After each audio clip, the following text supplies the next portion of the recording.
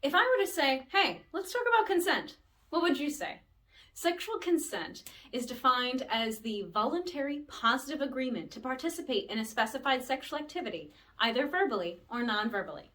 Over the past decade, sexual consent has received increased media attention due to profile cases like Brock Turner and Brett Kavanaugh, as well as different social campaigns like the #MeToo movement.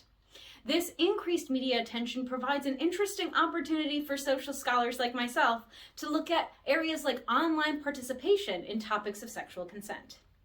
To do this, I used Twitter to answer questions like, what kind of words do we see commonly occurring together in this conversation of sexual consent? How do people talk about sexual consent online? Are they just stating facts, or do they want to provide opinions and experiences, perhaps a dialogue with others through Twitter?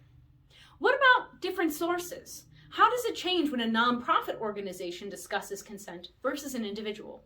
To answer these questions, I collected a series of initial tweets for 3 months in 2016. These tweets either came from individual publicly available accounts or Project Consent, a volunteer-based campaign focused on ending rape culture. Each set of tweets included one of 2 prominent hashtags from the time, either #ConsentIsSexy or #ConsentIsSimple.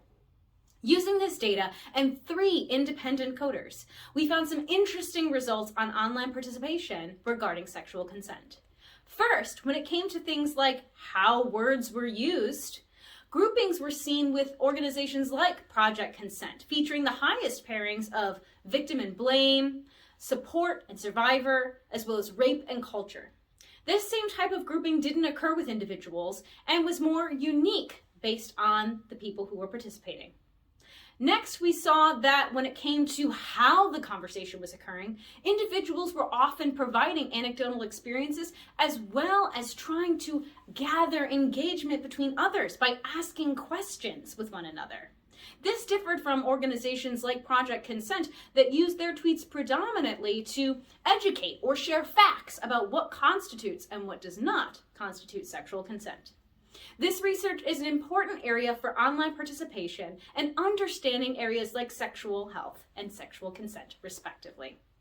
This is valuable because we can see how these dialogues can help shape an understanding regarding topics of sexual consent and help ensure that things like consent are #simple.